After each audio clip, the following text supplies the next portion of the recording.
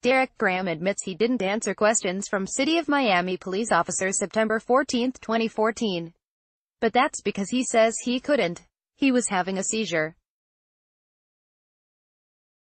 According to a lawsuit filed August 30 in Miami-Dade County Court, Graham says he was walking from his South Miami-Dade home to the Douglas Road Metro Rail Station on South Dixie Highway when he collapsed on the concrete at a nearby intersection. Graham lives with epilepsy. Then two City of Miami officers approached. The lawsuit claims the pair began asking Graham questions while he writhed on the ground. Obviously, he couldn't answer. Eventually, he became conscious enough to try to walk home and take care of himself. But, he says, the MPD officers wouldn't let him. Instead, a scuffle ensued, the suit states. It ended when the cops threw Graham to the ground and used their tasers to shock him. Then the cops handcuffed him. Graham says he was still floating in and out of consciousness as all of this happened.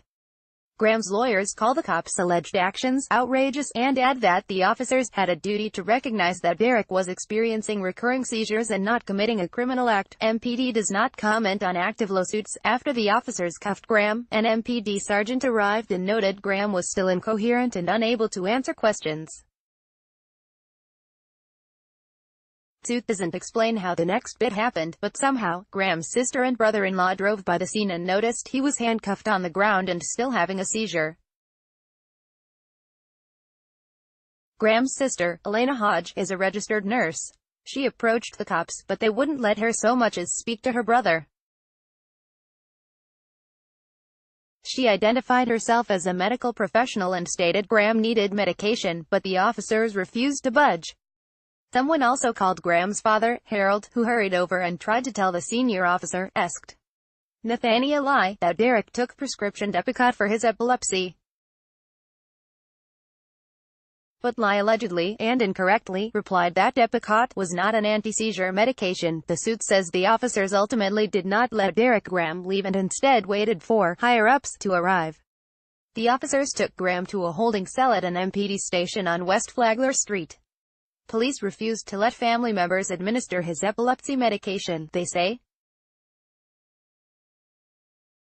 At this point, Graham had been waiting 4 hours for his seizure treatment. He remained behind bars for 3 days.